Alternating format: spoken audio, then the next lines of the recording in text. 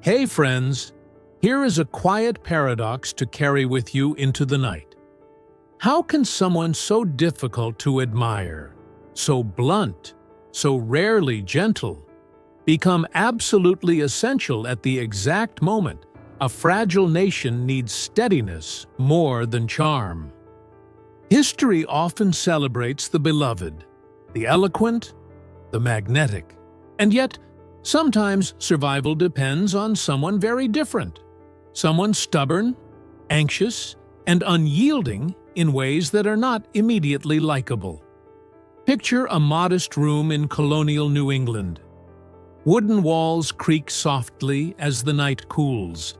A single candle burns low beside stacks of legal papers, their edges smudged with ink and worry.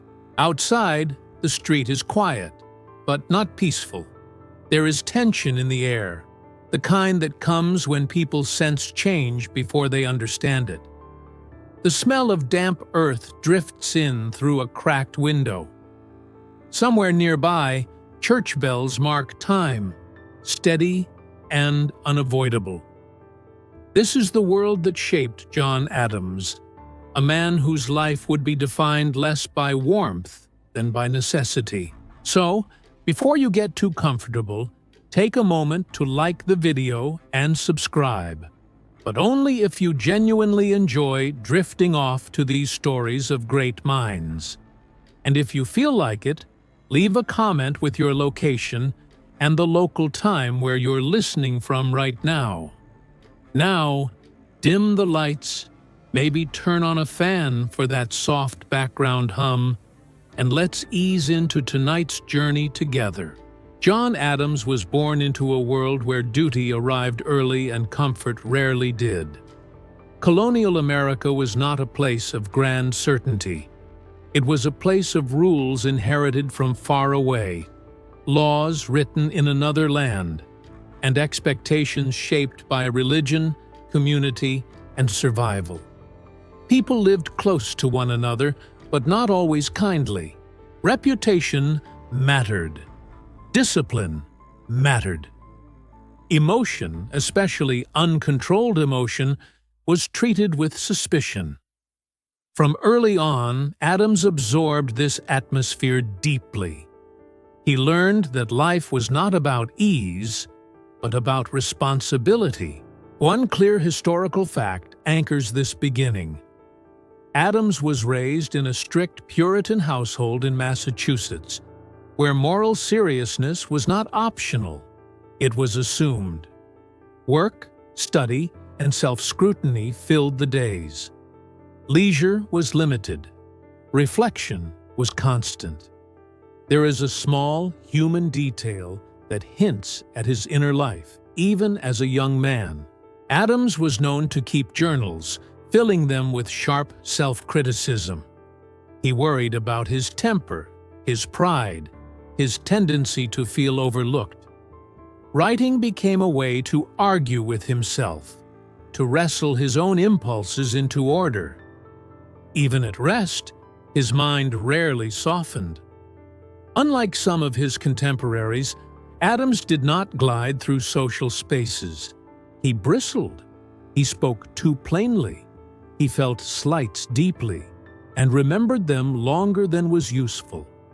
Some biographers still wonder whether this emotional intensity, this inability to let things slide, was a flaw that held him back, or the very quality that made him dependable when compromise became dangerous.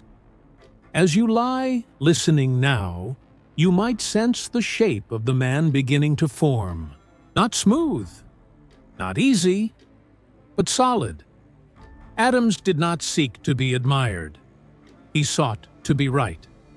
And in times of uncertainty, that difference matters more than it first appears. This story will not rush. It will move carefully, as Adams himself often did, thinking, worrying, insisting. For now, let the question linger quietly beside you. When everything is unstable, who do you want standing guard? Someone who makes you feel good? or someone who refuses to look away? We will return to that question slowly, together. The world John Adams entered was small in scale, but heavy with expectation. Colonial Massachusetts did not overwhelm the senses with grandeur. Instead, it pressed quietly on the mind. Streets were narrow. Houses stood close together, their wooden frames darkened by salt air and long winters. The rhythm of life was steady and disciplined. Work at dawn, meals taken simply, evenings shaped by scripture, conversation, and silence. This was a society built on order before comfort. Church bells did more than mark time. They reminded everyone that life was governed by rules larger than individual desire. Authority flowed from tradition, from England, from God, and from community expectations that were rarely questioned aloud. People learned early how to watch themselves, how to measure their behavior against what was acceptable. One clear historical fact defines this environment. Massachusetts in the early 18th century was still deeply shaped by Puritan values, even as the original religious fervor softened. Moral seriousness lingered. Public life and private conscience were tightly intertwined. To fail ethically was not merely personal, it was communal. For a child growing up in this atmosphere, there was little room to drift. John Adams learned to notice the weight of judgment early on. Neighbors remembered. Reputations lasted. A careless word or visible weakness could follow a person for years. This sharpened his awareness of how fragile standing could be, and how carefully one had to guard it. There is a small, telling detail often overlooked. Adams's father was respected in the community, a man associated with steadiness rather than brilliance. This mattered. It set a quiet standard: usefulness over charm, reliability over applause. Young Adams absorbed this lesson deeply, even as his temperament pushed against it. He wanted to excel. He wanted to be seen, and he feared constantly that he might fall short. The physical world reinforced this pressure. Winters were long and isolating. Light faded early. Candles burned down slowly in the evenings, forcing families into closeness and introspection. In these hours, the mind had little to distract it. Thoughts repeated. Worries echoed. For someone already inclined toward intensity, such quiet could be both sharpening and exhausting. Some historians raise an open question here. Did growing up in such a morally watchful environment make Adams unusually sensitive to criticism later in life? The evidence suggests it did. Praise never fully satisfied him.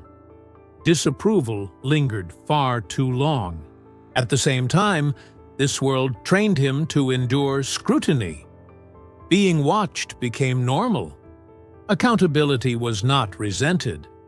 It was expected.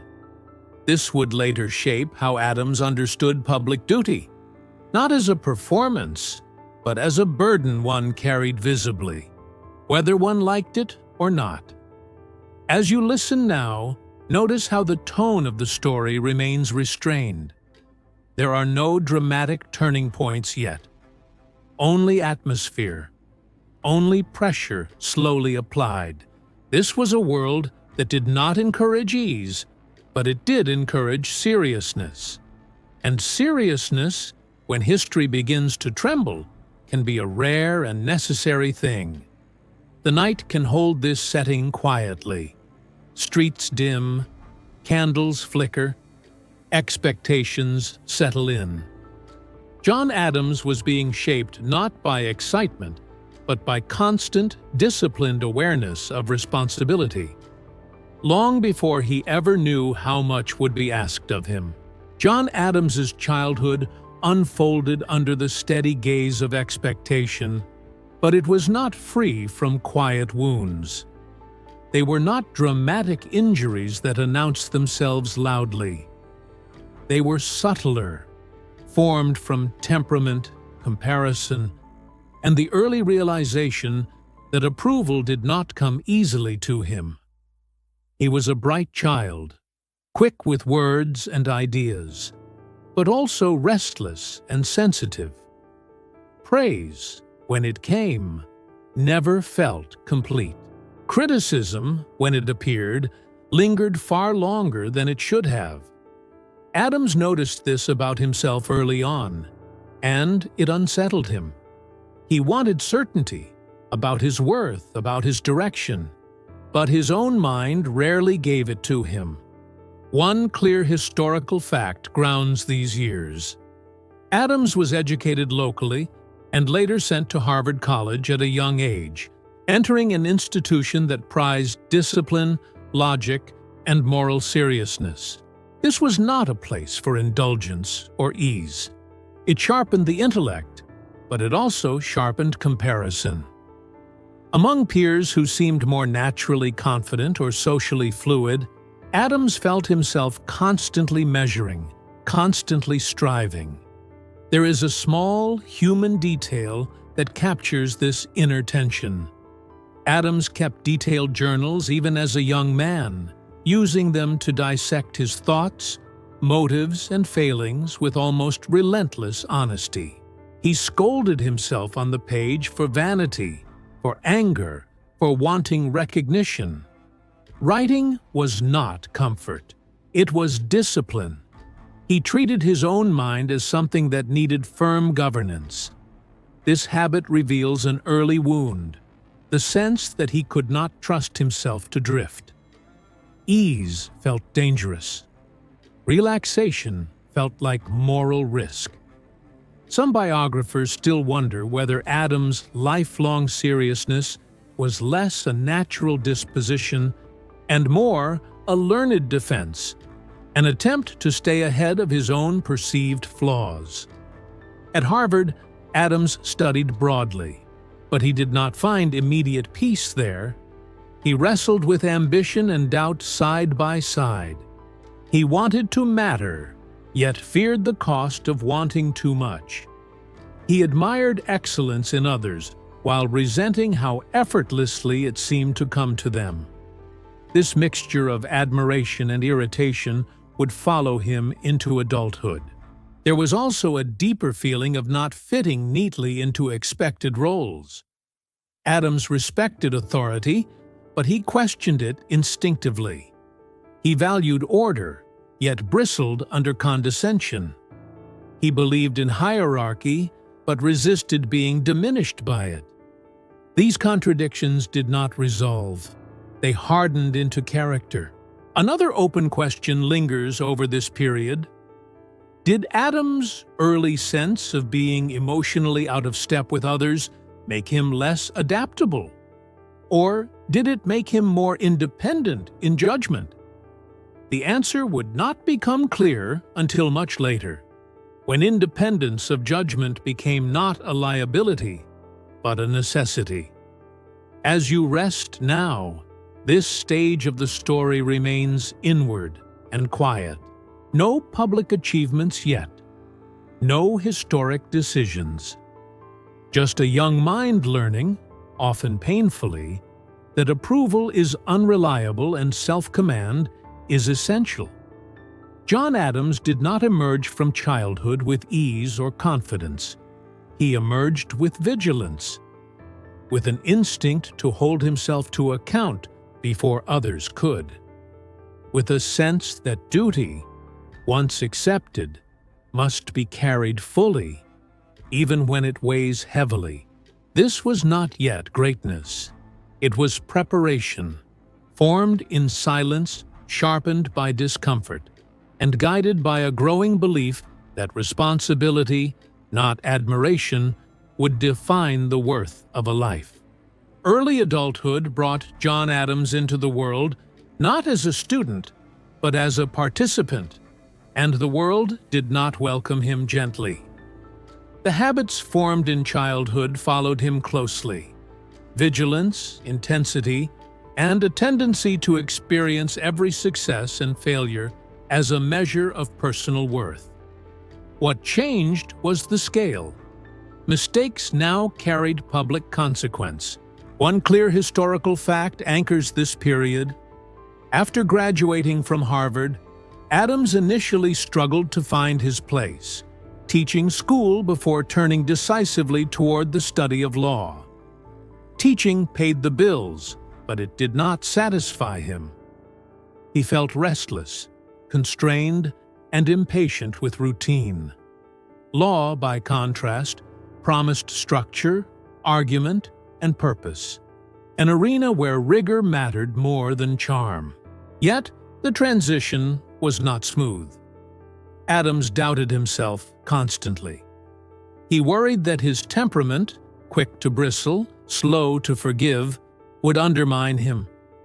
Courtrooms required persuasion, patience, and restraint. These did not come naturally. Early on, he made missteps, speaking too forcefully, pushing arguments too hard, failing to read the room. Each error stayed with him longer than it should have. There is a small human detail that reveals how he responded. Adams reread his own legal writings obsessively, marking passages he felt were too sharp, too proud, too careless. Improvement, for him, was not gradual easing. It was correction through effort. He believed discipline could compensate for temperament if applied relentlessly. Failure arrived often enough to matter. Cases were lost. Opportunities slipped by. Colleagues advanced more quickly.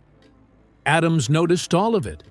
Some biographers still wonder whether these early frustrations hardened his resolve, or fed a lifelong defensiveness that never quite relaxed. The truth seems to be both. Each setback reinforced his belief that success required vigilance, not ease. At the same time, law began to shape his thinking in a lasting way. He grew attached to procedure, precedent, and the idea that rules, properly applied, could restrain passion and power alike.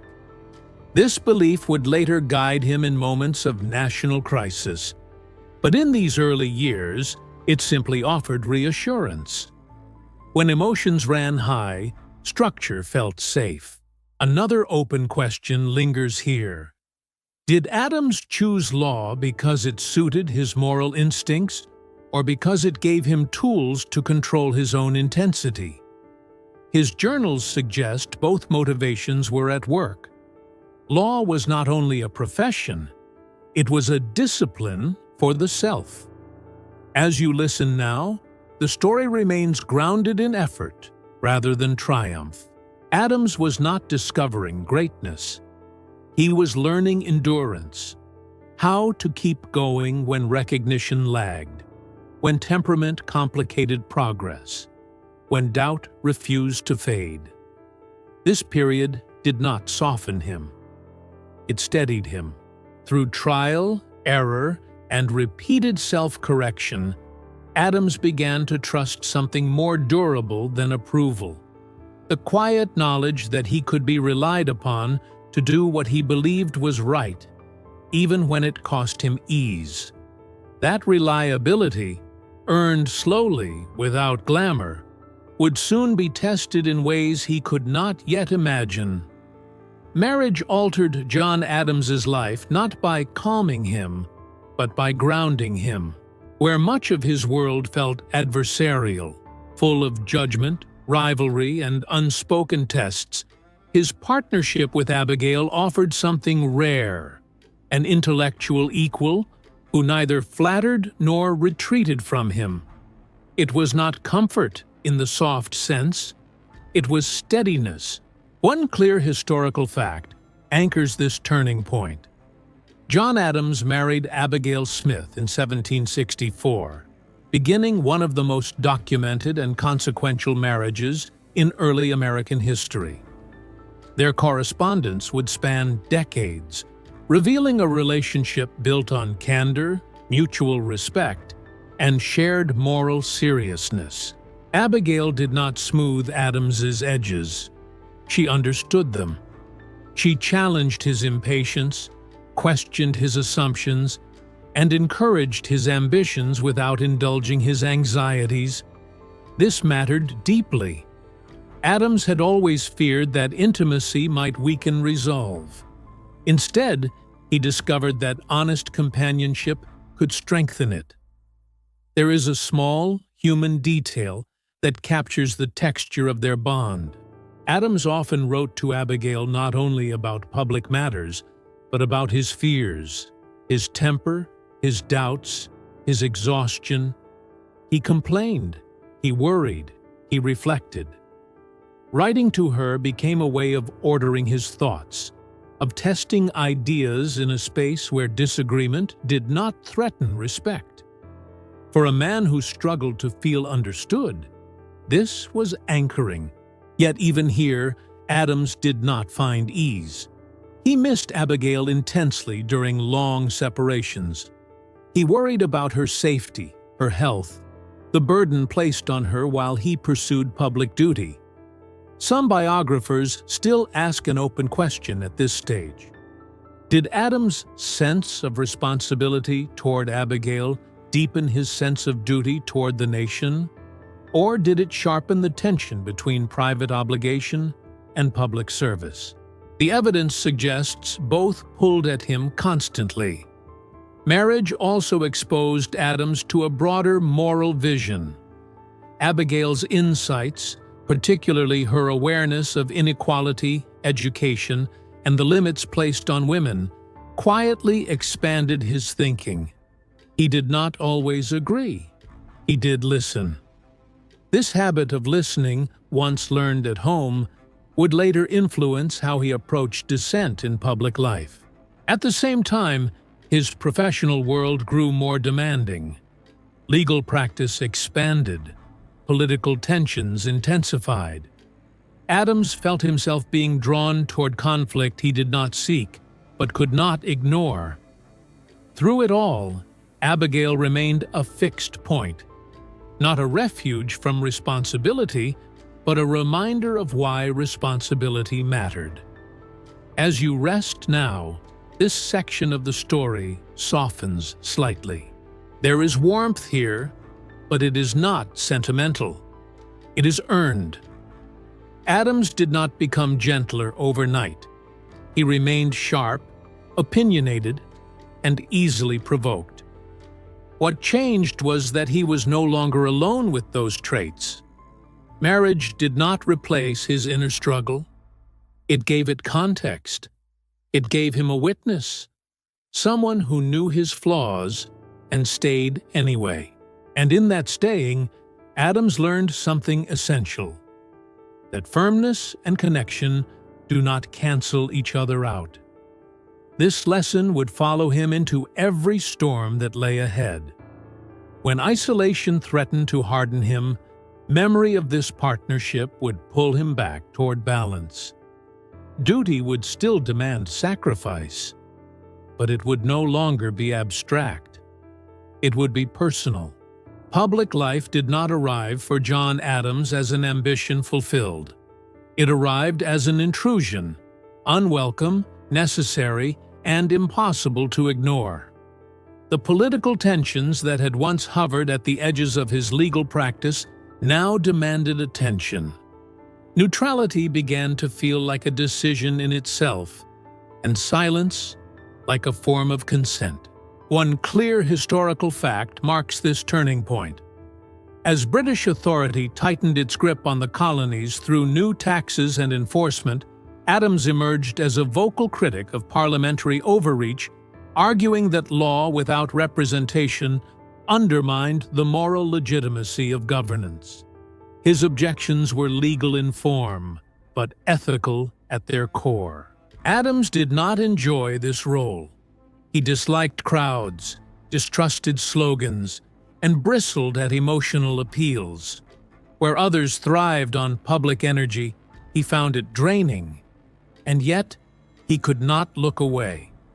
The legal principles he had come to rely on, procedure, fairness, restraint, were being tested by power exercised at a distance, indifferent to local consequence. There is a small human detail that reveals his inner state during these years. Adams often returned home from meetings restless and irritable, replaying arguments in his mind long after they had ended. Sleep did not come easily. His journals from this period are filled with sharp self-interrogation. Did I speak too harshly? Did I concede too much? Did I fail to say what needed saying? Public duty intensified his private anxiety rather than relieving it. Some biographers still ask an open question here. Was Adams driven into resistance by conviction or by an inability to tolerate hypocrisy? The answer likely lies in the intersection of both. He could endure hardship. He could endure unpopularity. What he could not endure was the feeling that principles were being quietly abandoned for convenience. As tensions escalated, Adams found himself increasingly isolated from moderates who hoped compromise might preserve peace. He understood their desire, he shared their fear of conflict, but he also sensed that delay carried its own danger, that avoiding confrontation might hollow out the very laws meant to protect order. This inner conflict shaped his tone. Adams argued fiercely, but rarely theatrically. He appealed to reason rather than passion. He insisted that resistance, to be legitimate, must remain grounded in law rather than revenge. This insistence did not always endear him to allies. Some found him inflexible. Others found him exhausting. Adams accepted this with resignation rather than surprise. As you listen now, the story remains deliberately restrained. There are no crowds cheering yet, no declarations ringing through history. Only a man stepping further into visibility than he prefers, because retreat would feel like betrayal of everything he had trained himself to respect. Public life did not soften Adams. It clarified him. It forced him to decide what mattered more: personal peace or public integrity. He chose integrity, not because it promised success, but because it allowed him to live with himself. This choice did not bring comfort. It brought friction, sleeplessness, and increasing scrutiny. But it also brought alignment. For the first time, Adams's inner discipline and outer actions began to move in the same direction. That alignment, hard-won and uneasy, would soon place him in moments where principle demanded not argument, but sacrifice. The moment that would define John Adams's moral reputation did not arrive with applause or triumph. It arrived with outrage, directed at him personally, and with the clear knowledge that doing what he believed was right would cost him trust, popularity, and perhaps his future. One clear historical fact anchors this moment. In 1770, after the Boston Massacre, John Adams agreed to defend British soldiers accused of killing colonial civilians. In an atmosphere thick with anger and grief, this choice felt to many like betrayal. Passions were high. Crowds demanded punishment. The soldiers were already condemned in the court of public opinion. Adams understood the risk immediately. He did not believe the soldiers were innocent in every sense, but he believed something else mattered more: that justice must not collapse under pressure. If the law bent to rage, then the very principles the colonies claimed to defend would be hollow. For Adams, this was not a clever legal maneuver. It was a test of whether order could survive emotion. There is a small human detail that reveals how deeply this decision troubled him. Adams later wrote that accepting the defense was one of the most anxious choices of his life. He knew his livelihood could suffer. He knew neighbors would look at him differently. And they did. Business declined. Friendships cooled. The silence around him grew heavier. Some biographers still ask an open question here. Did Adams take this case out of pure principle? Or did his temperament, his resistance to crowd emotion, make him especially unwilling to yield? The answer may be inseparable. His character and his convictions reinforced one another. He could not tolerate the idea that justice should belong only to the popular. In court, Adams argued calmly and precisely. He did not deny the tragedy. He did not inflame sympathy for the soldiers. He insisted only that facts mattered, that evidence mattered, that law must function even when it was uncomfortable. The result was partial acquittal, a verdict that satisfied no one emotionally, but preserved the integrity of the legal process. The cost lingered. Adams was not celebrated. He was endured. Yet privately, something settled within him. He had acted in alignment with his deepest belief that the rule of law must stand above faction, even when it isolates the one who defends it. As you rest now, this moment invites a softer reflection. Moral courage does not always look like defiance shouted from rooftops. Sometimes it looks like standing quietly where you know you will be misunderstood. Sometimes it means choosing loneliness over approval. This experience hardened Adams in one sense and steadied him in another. He became less interested in being liked and more committed to being necessary. The distinction mattered. It freed him from chasing consensus and anchored him to principle. From this point on, Adams would never fully escape controversy. But he had crossed an internal threshold.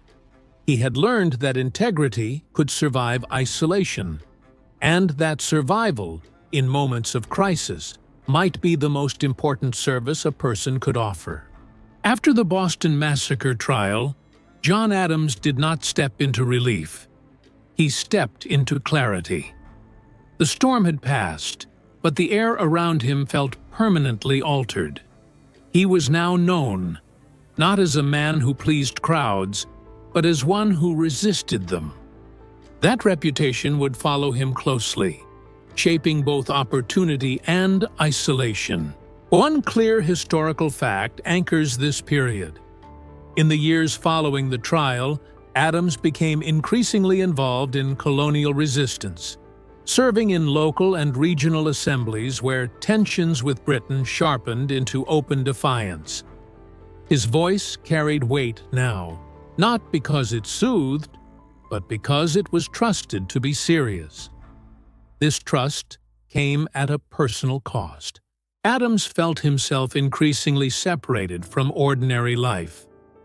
Friends measured their words around him. Strangers projected expectations onto him that he never fully felt capable of carrying.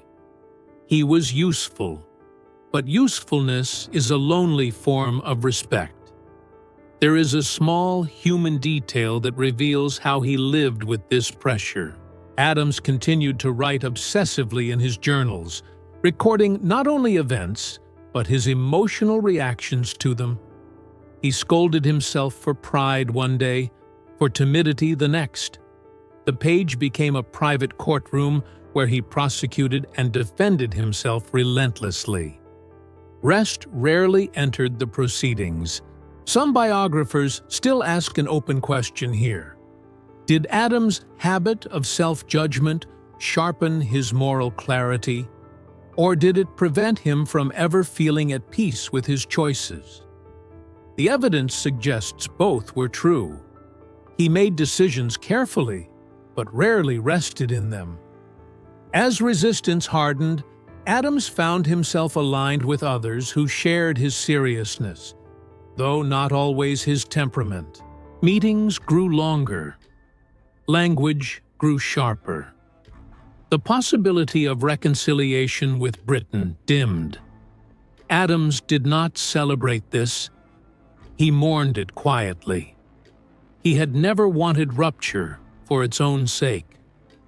But he believed there were moments when avoiding rupture was more dangerous than enduring it.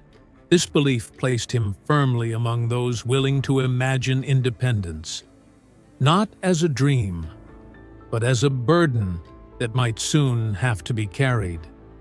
Adams understood that separation would not bring immediate freedom or happiness. It would bring instability, risk, and sacrifice. His temperament, inclined toward caution and realism, was well suited to such a vision. As you listen now, the story settles into a steady forward motion. The dramatic moral test has passed, but its consequences continue to unfold. Adams's inner world remains tense, disciplined, and vigilant. Ease is still absent, but purpose is becoming clearer. He was no longer simply reacting to events. He was helping shape them, often reluctantly, always seriously. And though admiration still eluded him, something more durable was forming: reliability under strain. The night can hold this stage gently. It is a moment of transition rather than climax. Adams is moving from principle tested in isolation to principle exercised in history. The weight is increasing. So is the need for someone who will not look away when the path ahead offers no comfort. When John Adams crossed the Atlantic to represent the colonies abroad, he carried more than documents and instructions. He carried the full weight of uncertainty about the revolution, about himself, and about whether a fledgling cause could persuade ancient powers to take it seriously. One clear historical fact anchors this stage. Adams served as a diplomat in Europe during the American Revolutionary period, tasked with securing recognition, loans, and alliances at a time when the outcome of the war was far from certain. France, the Netherlands, and Britain itself watched the conflict cautiously, weighing interest against risk. For Adams, diplomacy was deeply uncomfortable terrain. He was not naturally subtle. He disliked flattery and distrusted charm. European courts, with their rituals, insinuations, and unspoken hierarchies, felt artificial to him, almost dishonest. He preferred plain argument to polished performance, even when plainness risked offense. There is a small, human detail that captures this discomfort. Adams often complained in private letters about the exhaustion of constant social obligation, formal dinners, layered etiquette, and conversations that never quite said what they meant. He missed the directness of home. He missed Abigail. The distance sharpened his irritability and deepened his loneliness. Some biographers still ask an open question here. Did Adams's blunt honesty hinder his diplomatic effectiveness, or did it quietly earn trust in a world weary of manipulation? The answer appears mixed. He struggled socially, but he proved relentless in pursuit of tangible outcomes. He did not charm. He persisted. Adams believed deeply that the American cause must be treated as legitimate, not pitied. He refused to present the colonies as desperate dependents. Instead, he argued that they were emerging equals, worthy of respect and partnership. This stance required confidence he did not always feel, but conviction carried him when comfort did not. The strain of this work was immense. Negotiations moved slowly. Setbacks were frequent. Financial pressures mounted. Adams felt keenly the fear that failure abroad would doom the revolution at home. Yet he did not retreat. Each obstacle reinforced his sense that independence, if it came at all, would arrive through endurance rather than brilliance. As you rest now, this stage of the story carries a quiet fatigue. The excitement of resistance has given way to long waiting, cultural dislocation, and persistent doubt. Adams' temperament, ill-suited to ease but well-suited to persistence, proved unexpectedly valuable. He was not the diplomat people admired most. He was the one who stayed when patience wore thin. And in a struggle defined as much by waiting as by fighting, that steadiness mattered more than applause. Victory did not arrive for John Adams as celebration. It arrived as exhaustion, tempered by a sober awareness of how fragile success could be. Even as the revolutionary cause gained ground, Adams felt little inclination toward triumph. He had seen too much uncertainty, too many reversals, to believe that history ever settled cleanly. One clear historical fact anchors this stage. Adams played a key role in negotiating the Treaty of Paris in 1783, which formally ended the American Revolutionary War and secured independence for the United States. The achievement was monumental. Yet for Adams, it felt less like an ending than a pause, an uncertain breath taken after years of strain. There is a small, human detail that reveals his emotional state at this moment.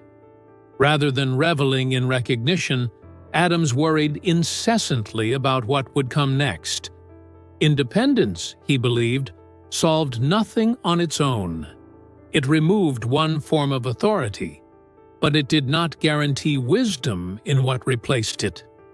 His thoughts returned repeatedly to the dangers of faction, ambition, and complacency.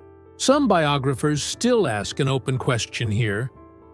Did Adams ever allow himself to feel pride in this accomplishment? Or did his temperament deny him that rest? His writings suggest fleeting satisfaction quickly overtaken by concern. He trusted outcomes only when they were guarded by continued effort. Returning to public life after diplomacy, Adams encountered a nation unsure of itself. There was excitement, certainly, but also confusion. Systems of governance were still fragile. Loyalties shifted. Ideals clashed with practical demands. Adams felt at home in this discomfort. He had never expected ease from independence. He had expected responsibility. His approach to politics remained consistent. He argued for strong institutions, clear laws, and balanced power. He distrusted extremes, whether of passion or idealism. To some, this caution felt uninspiring. To Adams, it felt necessary. Freedom without structure, he believed, invited collapse. As you listen now, the tone remains restrained. There is no swelling music here, no final victory march, only the quiet recognition that revolutions do not end when treaties are signed. They continue in habits, laws, and daily restraint. Adams' role in securing independence did not soften him. It confirmed him. He had seen what persistence could achieve, and how easily it could be undone. From this point forward, his concern would not be how to win freedom, but how to keep it from destroying itself. As the new nation struggled to define itself, John Adams found that peace brought its own kind of strain. War had demanded urgency and sacrifice. Peace demanded patience, restraint, and a tolerance for imperfection that did not come easily to him. The external enemy was gone. Internal tensions remained. One clear historical fact anchors this phase. Adams served as the first Vice President of the United States, a role he found deeply frustrating and ill-defined. The office carried little real power, offering neither the clarity of law nor the urgency of diplomacy.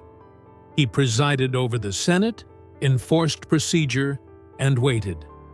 For a man accustomed to responsibility, waiting felt like erosion.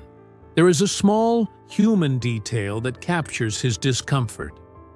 Adams once described the vice presidency as the most insignificant office ever invented, a remark half humorous and half bitter.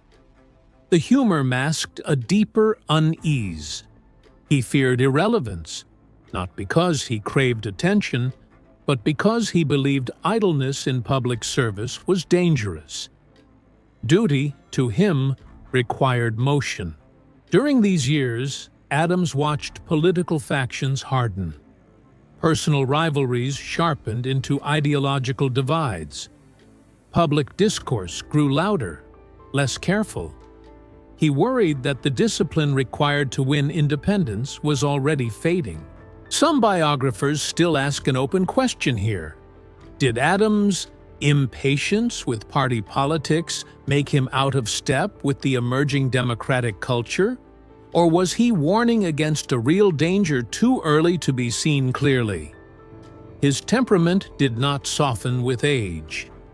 He remained blunt, easily irritated, and deeply earnest. Yet beneath this surface, there was consistency. Adams continued to argue for balance between liberty and order, passion and restraint. He feared that untempered enthusiasm could undo what sacrifice had built. As you rest now, this part of the story carries a quiet tension. There is no crisis yet, but there is unease. Adams senses fragility everywhere. He does not trust success to sustain itself, and so he remains vigilant, even when the role he occupies offers little room to act. This vigilance, uncomfortable and thankless, is part of what makes him irreplaceable. Not because he was admired, but because he refused to relax when relaxation felt premature. When John Adams stepped into the presidency, it was not with confidence, but with reluctance shaped by long experience. He understood power too well to romanticize it. He understood public opinion too well to trust it. The office did not elevate him, it weighed on him. One clear historical fact defines this moment. John Adams became the second President of the United States in 1797, inheriting a nation caught between foreign danger and internal division. Revolutionary France and Great Britain were locked in conflict, and both expected American allegiance. Neutrality was fragile. Provocation was constant. For Adams, this was not a theoretical dilemma. He remembered how easily wars began, and how rarely they ended cleanly. His instinct was restraint, not because he feared confrontation, but because he feared unnecessary bloodshed. This placed him immediately at odds with powerful voices within his own government who saw conflict as inevitable, even useful. There is a small, human detail that reveals the emotional texture of these early presidential years. Adams often rose before dawn, pacing alone, reviewing correspondence in silence before others arrived. These early hours were when doubt pressed hardest.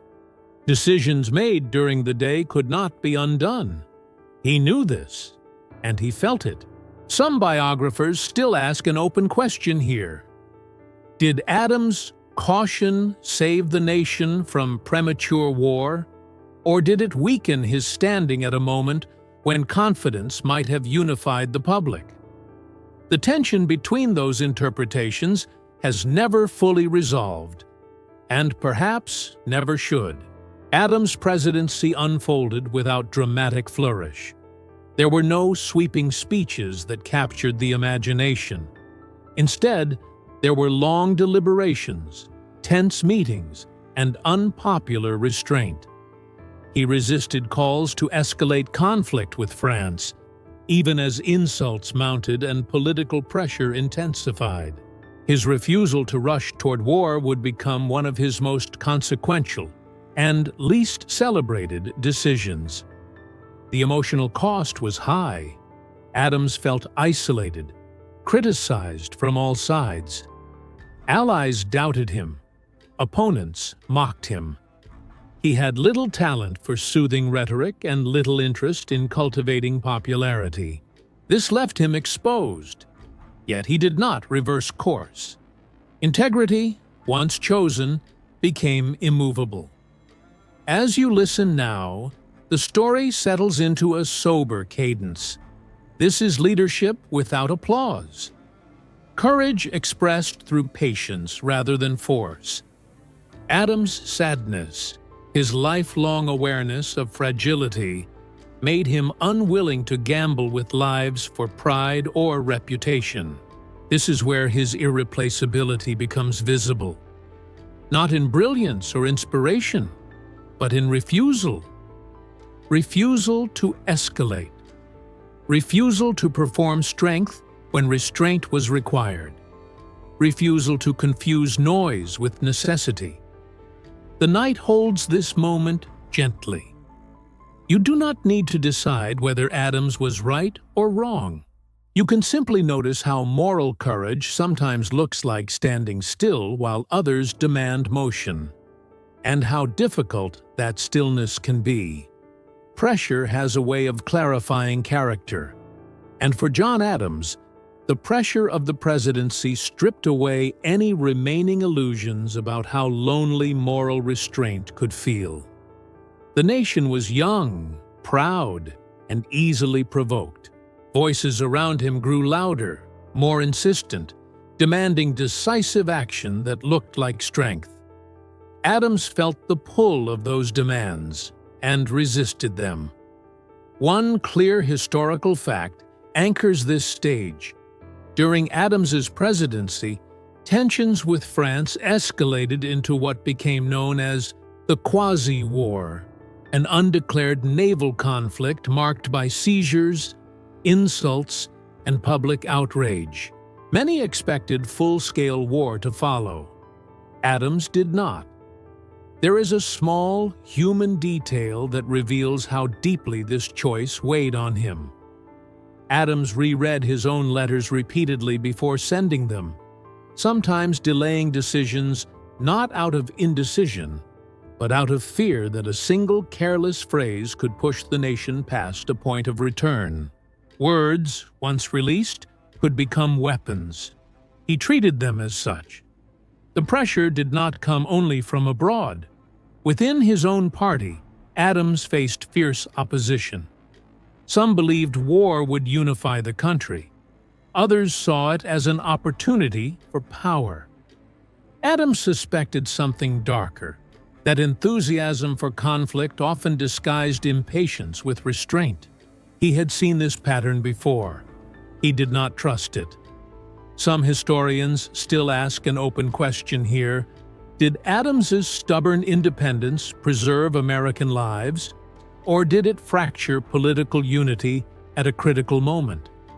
The answer depends on what one values more, immediate cohesion or long-term stability. Adams chose stability, even as it isolated him. Emotionally, this period was draining. Adams was not built for constant hostility. He felt criticism keenly. His temper flared more often now, though he worked to contain it. He confided privately that he felt misunderstood not just by opponents, but by allies who mistook caution for weakness. Yet he did not retreat. Instead, Adams authorized diplomatic efforts even when they were deeply unpopular. He believed negotiation, however humiliating it might appear, was preferable to war, whose consequences could not be controlled. This belief was not naive. It was earned from decades of watching how easily ideals collapsed once violence began. As you rest now, the narrative slows slightly, reflecting the weight of sustained resistance. This is courage without the relief of resolution. No clear victory, no moment when doubt dissolves. Only persistence. Adams' presidency is often remembered for what it did not do, for the war it avoided, for the restraint it practiced. This absence of spectacle makes it easy to overlook. But absence can be a form of presence. The lives not lost, the paths not taken, the damage quietly prevented. The night can hold this realization gently. Moral courage does not always announce itself with triumph.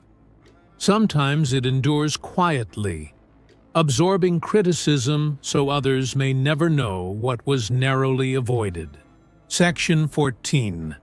When the crisis with France finally began to ease, John Adams did not feel vindicated. There was no surge of triumph, no sense that history had proven him right in a way that could be enjoyed. Instead, there was a quieter realization. Restraint, once exercised, rarely rewards the one who practices it. It simply leaves fewer scars behind. One clear historical fact marks this moment. Adams' decision to pursue peace negotiations with France ultimately succeeded, ending the quasi-war without a full declaration of conflict. The nation avoided a large-scale war that many had believed inevitable. This outcome, though consequential, did little to soften the political damage Adams had already absorbed. There is a small, human detail that reveals how he received this result. Rather than celebrating, Adams expressed relief tinged with weariness. He seemed less interested in credit than in confirmation that catastrophe had been avoided. Peace, for him, was not a victory condition. It was a fragile state that needed constant guarding.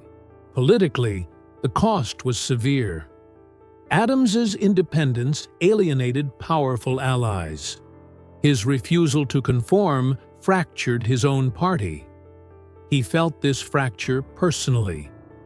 Loyalty mattered deeply to him, and betrayal, or what felt like betrayal, cut sharply. Some biographers still ask an open question here. Did Adams underestimate how much political unity mattered to the survival of his influence? Or did he knowingly sacrifice influence to protect the nation? His actions suggest the latter, though the price was painful. Emotionally, this period was marked by isolation. Adams trusted fewer voices. He withdrew inward, relying more heavily on his own judgment and on private correspondence with Abigail. Her letters continued to steady him, reminding him that public rejection did not erase private worth. Yet even this comfort was limited. Adams had never been good at releasing resentment, and the wounds of these years lingered. As you listen now, the story enters a quieter emotional register. The urgency of decision has passed. What remains is consequence. Adams is left to live with outcomes that history will judge long after he no longer has a voice in the matter. This is often the fate of restraint.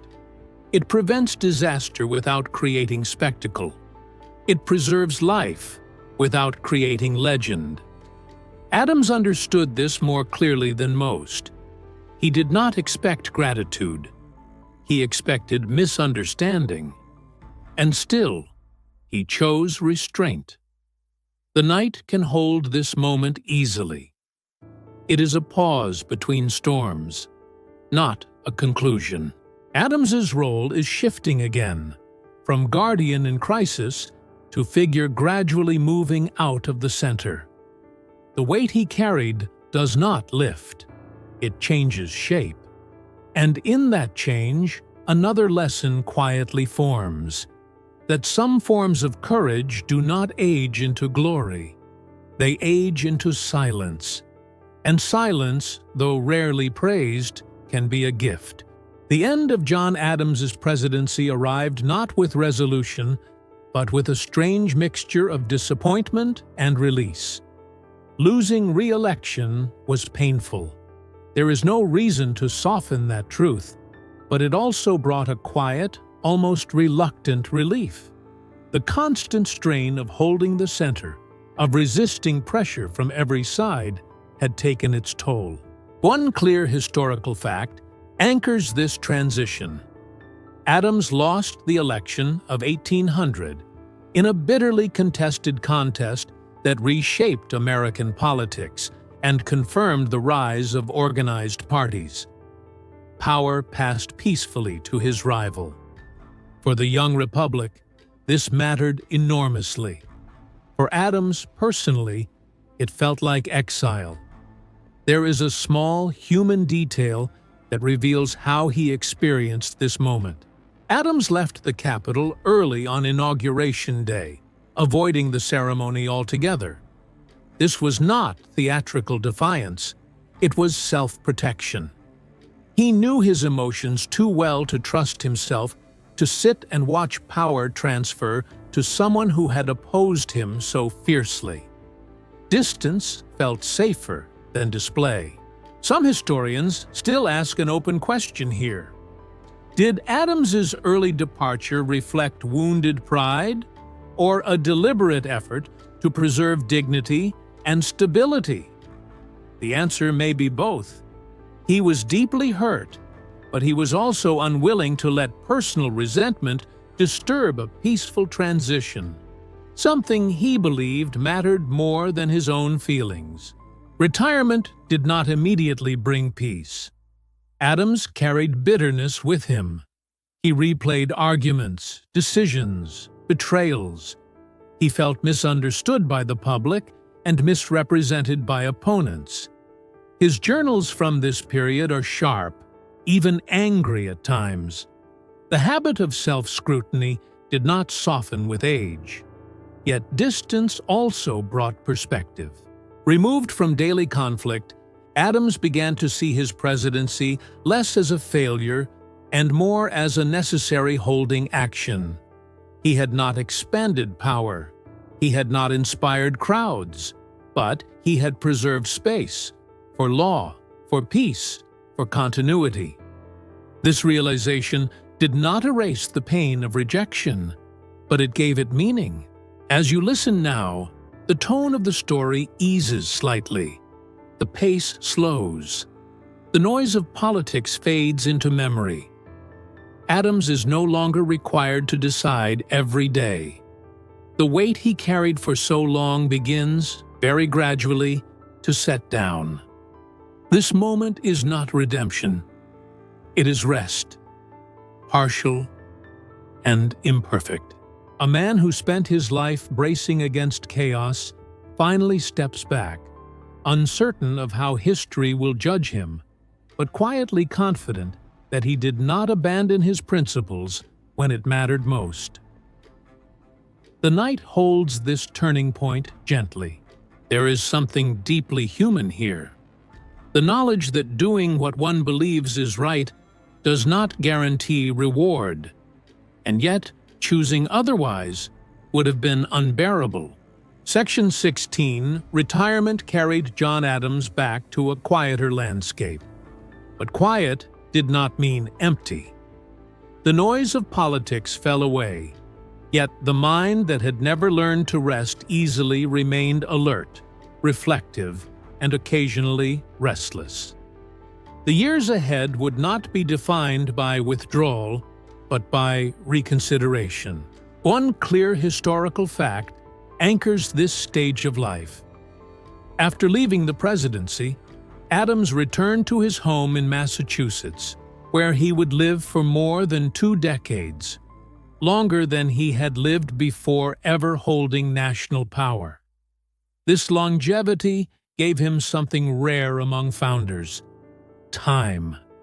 Time to watch the nation grow without him. Time to think without immediate consequence. There is a small human detail that reveals how he adjusted. Adams fell into strict routines: morning walks, reading, writing letters, tending to daily habits with the same seriousness he once applied to public duty. Structure comforted him. Without it, old irritations surfaced too easily. Routine did not silence his thoughts, but it gave them rails. In these years, Adams's correspondence became his primary connection to the world. He wrote at length to family, to former rivals, to thinkers who challenged him. Writing allowed him to remain engaged without standing in the center. It was influence without authority, reflection without urgency. Some biographers still ask an open question here. Did Adams feel relief at no longer being responsible for outcomes? Or did the absence of duty leave him uneasy? His letters suggest both. He enjoyed the freedom to speak plainly, yet he missed the moral clarity that comes from necessity. When nothing demands decision, conviction can wander. Emotionally, Adams softened, but only slightly. Age did not erase resentment. Old wounds reopened easily. Yet there was also humor now, warmer and less defensive. He could laugh at himself more freely. The sharp edges dulled just enough to allow space for reconciliation. As you listen now, the story slows again. The stakes are no longer national, but personal. Adams is no longer shaping events. He is watching them, interpreting them, and occasionally correcting the record as he sees it. This shift does not diminish him. It completes him. The night holds this phase easily. A man who once carried the weight of restraint now carries memory. And memory, when given time, can become something gentler than judgment. Time, when it stretches long enough, has a way of softening even the most rigid convictions, not by erasing them, but by placing them in context. For John Adams, old age did not bring certainty. It brought perspective. And with perspective came a surprising, cautious peace. One clear historical fact anchors this chapter. In his later years, Adams resumed a long and thoughtful correspondence with his former rival, Thomas Jefferson, after years of silence and estrangement. The exchange was not immediate or easy. It unfolded slowly, through letters filled with memory, disagreement, humor, and shared reflection on what they had helped create. There is a small, human detail that reveals how meaningful this reconciliation was.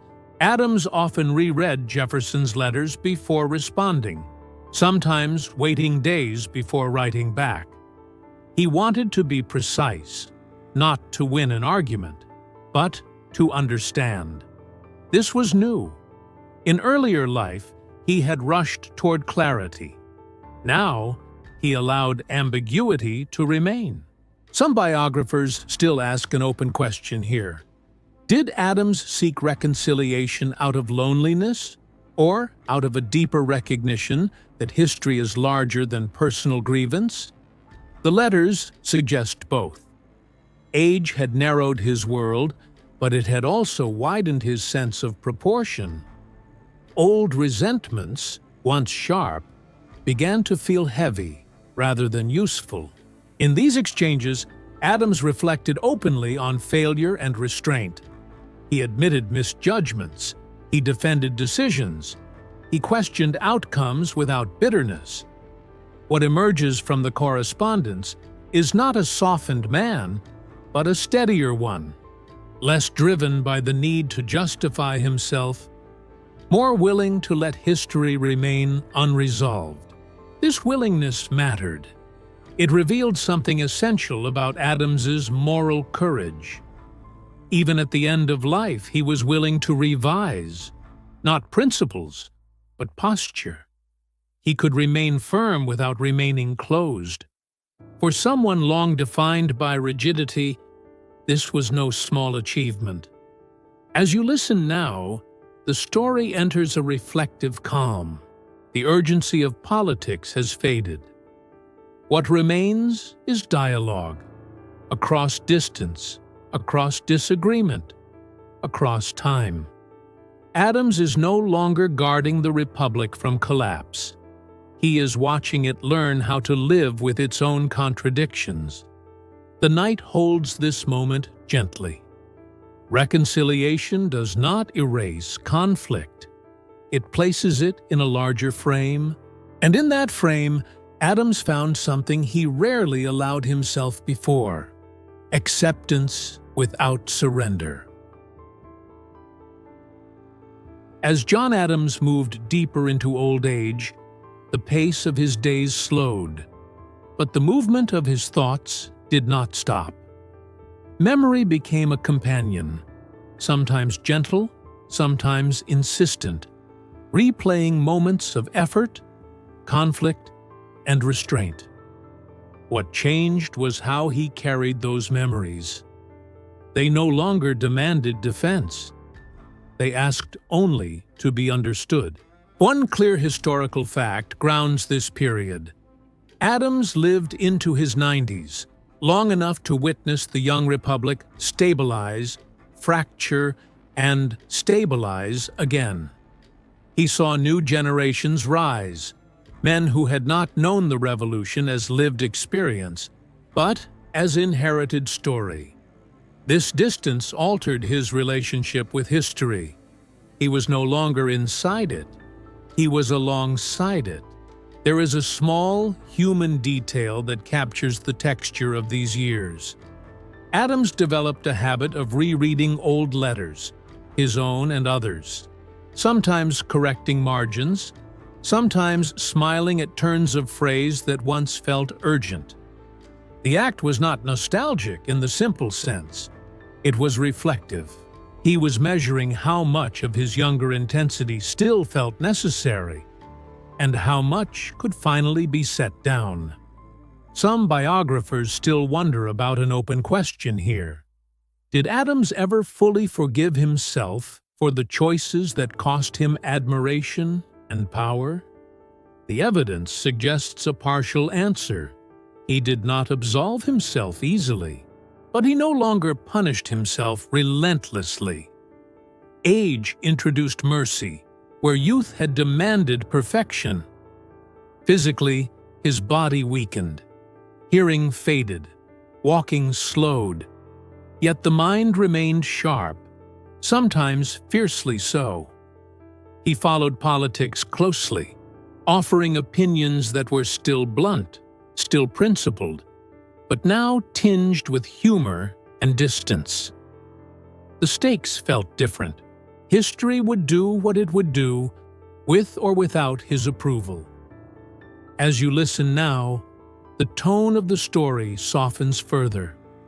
There is no urgency left here, no argument waiting to be won. Adams' life is no longer a series of decisions under pressure. It is a long, extended reflection on what it means to act responsibly when outcomes cannot be guaranteed. This stage of the story carries a quiet reassurance. A life lived in vigilance does not have to end in vigilance. Attention can loosen. Judgment can rest. Even a mind trained for discipline can learn, slowly, to allow silence. The night welcomes this gentler rhythm. Adams is no longer resisting chaos or guarding principles. He is observing continuity, the way institutions outlast individuals, and how restraint, once practiced, becomes part of the world, even when its author fades from view. In the long evenings of his later years, John Adams often found himself sitting with the quiet rather than filling it. The habits of vigilance were still there, but they no longer pressed so hard. Silence, once uncomfortable, had become familiar. It carried memory, but it also carried release. One clear historical fact anchors this stage. Adams lived long enough to see peaceful transfers of power become routine in the United States, an outcome far from guaranteed when the Republic was born. Elections came and went. Disagreements sharpened and softened again. The system, fragile as it was, continued. For Adams, this endurance mattered more than personal legacy. There is a small human detail that captures how he related to this continuity.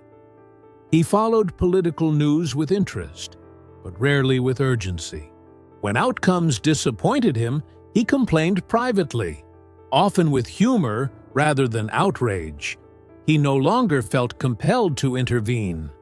Watching the Republic function without him was both humbling and reassuring. Some biographers still ask an open question here.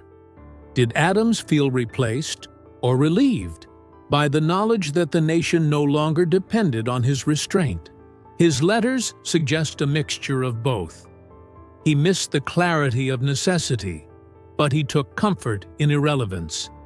If institutions could hold without him, then his earlier sacrifices had not been in vain. Emotionally, this was a period of quiet settling. Old grievances softened, not forgotten, but no longer sharp. Pride loosened its grip. Adams became more willing to acknowledge that history would remember him imperfectly, if at all. And that, surprisingly, felt acceptable. As you rest now, this part of the story invites a gentle recognition. Some lives are not meant to be celebrated loudly. They are meant to hold things together until celebration becomes possible for others. Adams's irreplaceability did not come from brilliance or inspiration. It came from timing, temperament, and refusal. He stood firm when collapse was tempting, and stepped aside when holding on would have caused harm. That balance, rare and difficult, was his quiet contribution. The night holds this understanding easily. There is nothing left to defend, nothing left to prove. Only the slow assurance that steadiness, once practiced, can echo long after the one who practiced it has learned how to rest. As John Adams approached the final chapter of his life, the sharp outlines of ambition, resentment, and duty softened into something more spacious. The days no longer asked much of him.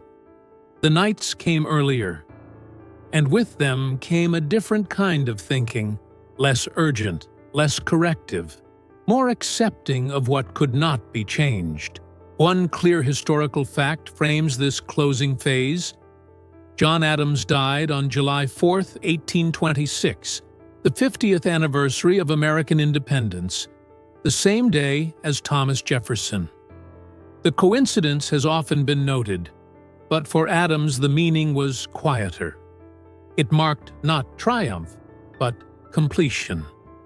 A life that had begun under borrowed authority ended in a nation that could stand on its own. There is a small human detail that brings this moment close. In his final days, Adams drifted in and out of awareness, still thinking of the Republic, still thinking of Jefferson.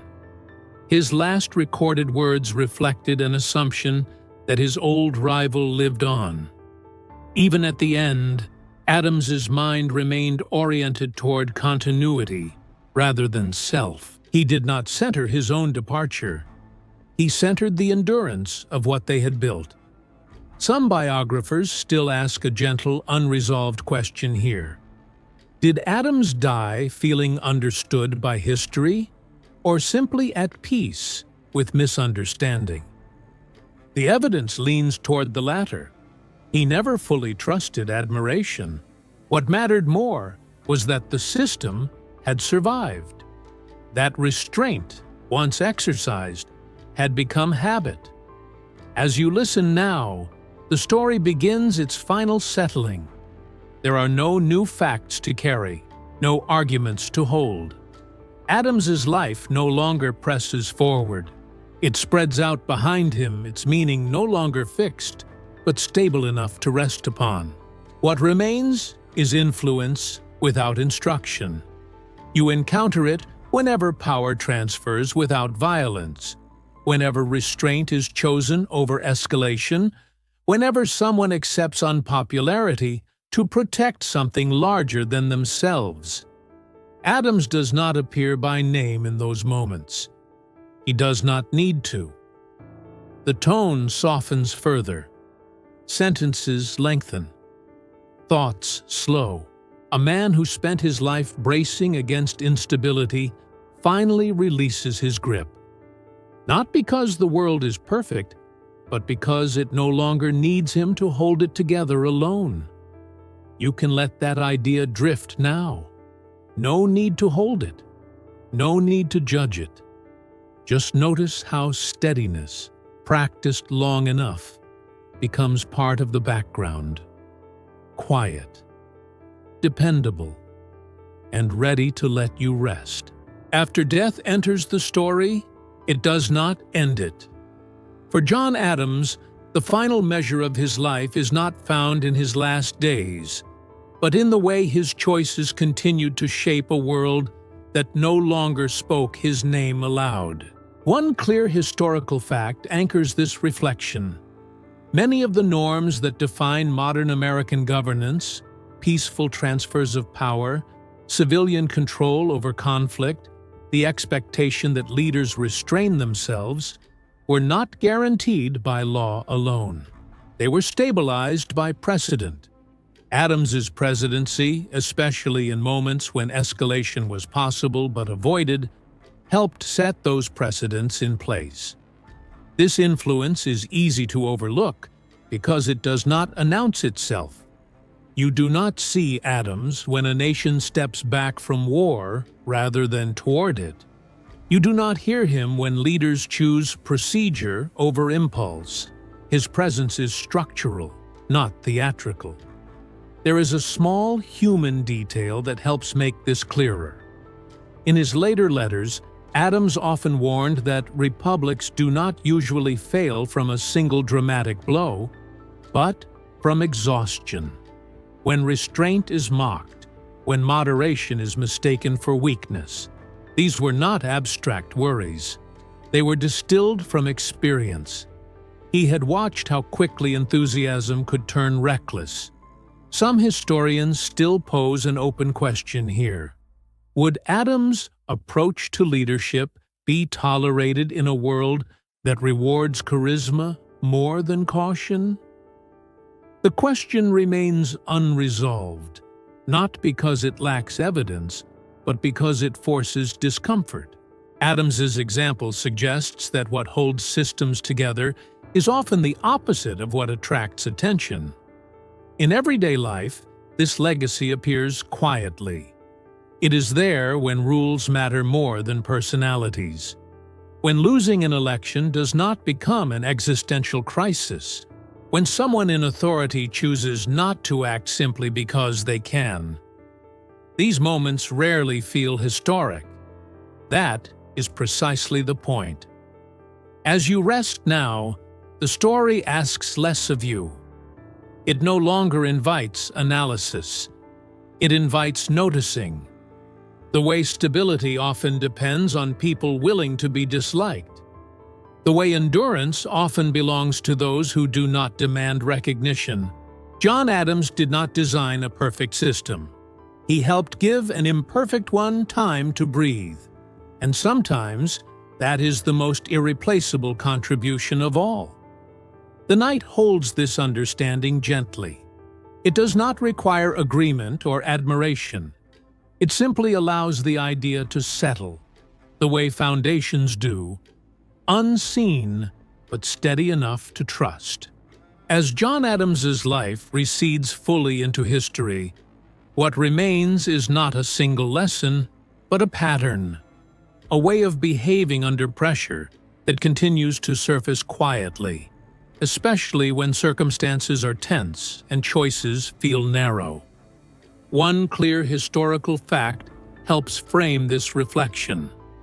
Modern constitutional democracies rely not only on written laws, but on unwritten norms, habits of restraint, respect for process, and acceptance of loss. These norms are fragile. They survive only because certain individuals, at critical moments, choose not to push their advantage. Adams was one of those individuals. There is a small human detail that makes this pattern feel close rather than abstract. Adams never believed he was building a legacy. He believed he was preventing damage. This orientation toward avoidance of harm rather than pursuit of glory shaped how he acted again and again. It is also why his influence feels diffuse. Prevention rarely leaves monuments. Some scholars still raise an open question here. Is Adams remembered less vividly because his greatest successes were events that never happened? The war that did not come? The power that was not seized? The precedent that quietly held? History struggles to celebrate absences, even when those absences change everything. In everyday life, this pattern appears in subtle ways. When someone chooses not to escalate a conflict at work, when a leader accepts a loss rather than undermining a process, when restraint feels unsatisfying but necessary. These choices rarely feel heroic in the moment. They often feel disappointing, even lonely. Adams would have recognized that feeling immediately. As you listen now, the story grows even quieter. There is no longer a person to follow, no events to track, only a posture toward power, a way of standing that does not demand attention, but earns trust over time. The Knight is well suited to this kind of understanding. It does not arrive with force. It settles slowly, like an awareness you do not need to act on. You can simply notice how much of the world's stability depends on people who resist the urge to be decisive, when decisiveness would cause harm.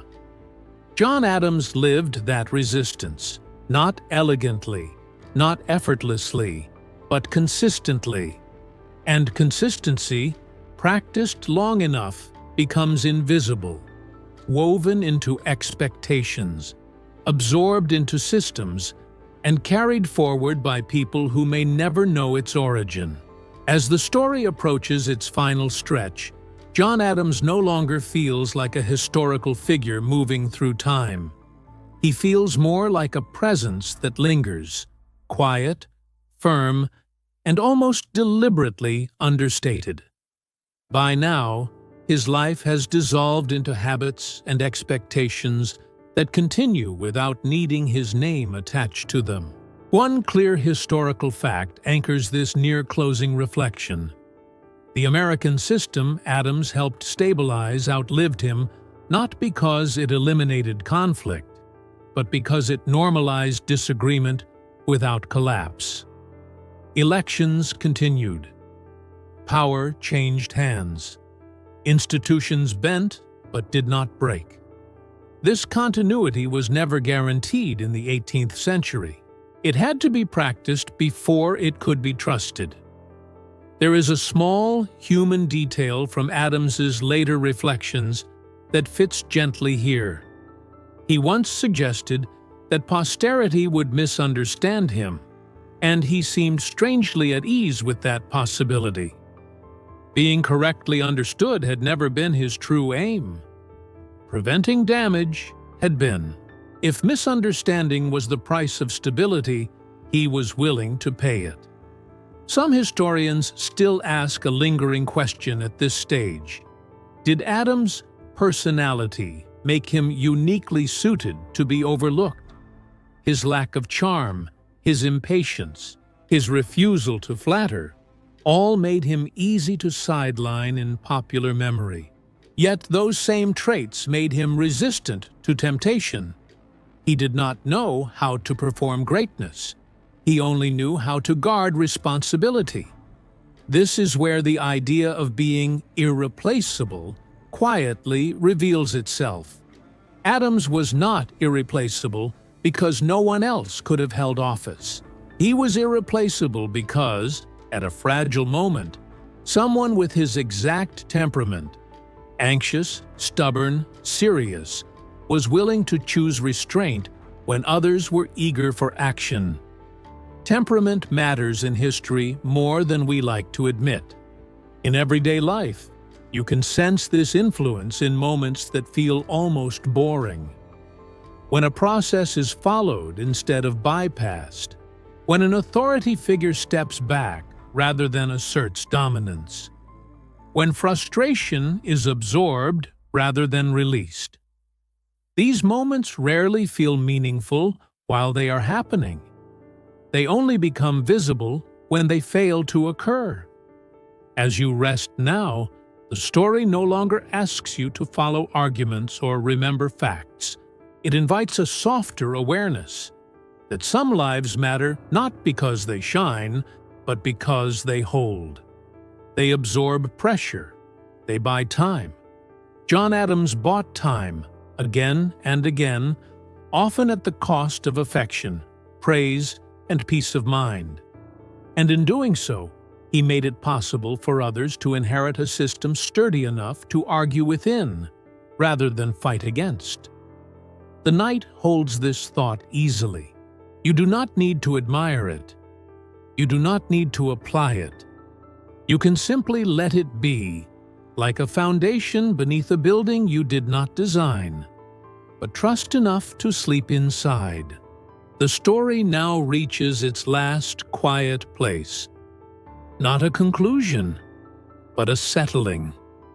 John Adams's life no longer moves forward or backward. It spreads out gently, like a landscape at dusk, where nothing more needs to happen for meaning to remain. One clear historical fact softly frames this ending.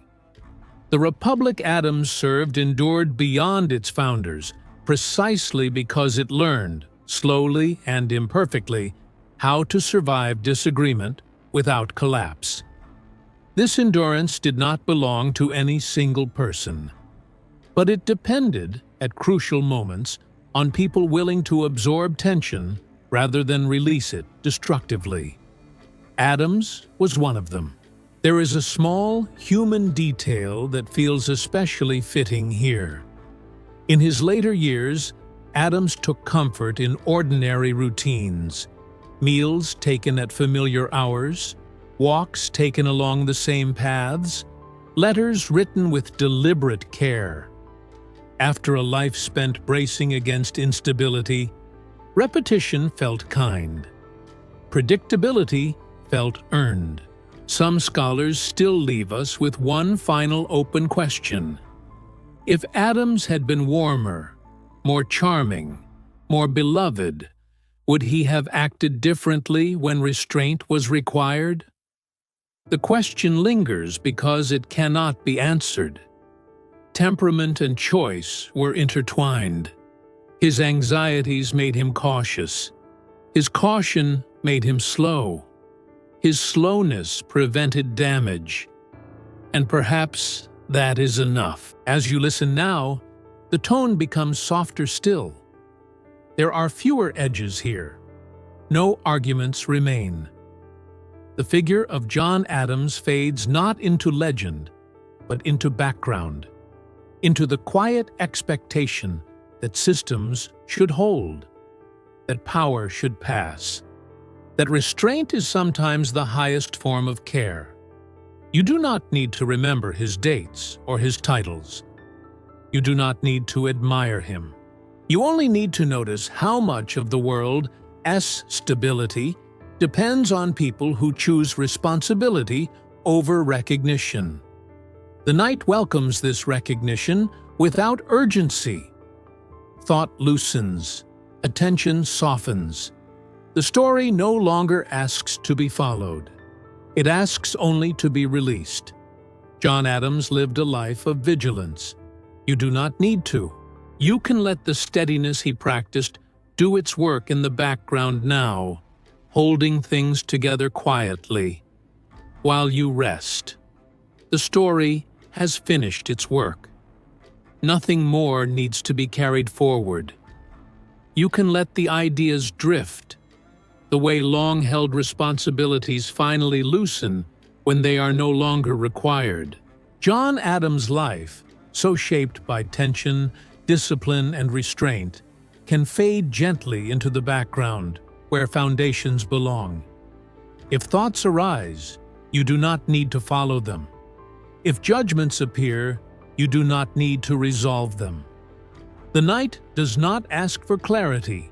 It asks only for rest.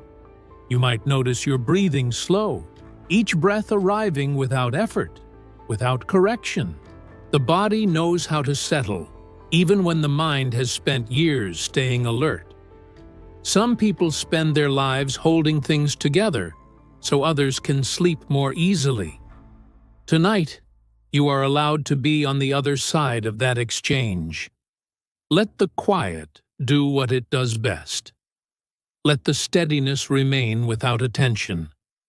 Let the weight set itself down. Nothing more is required of you now.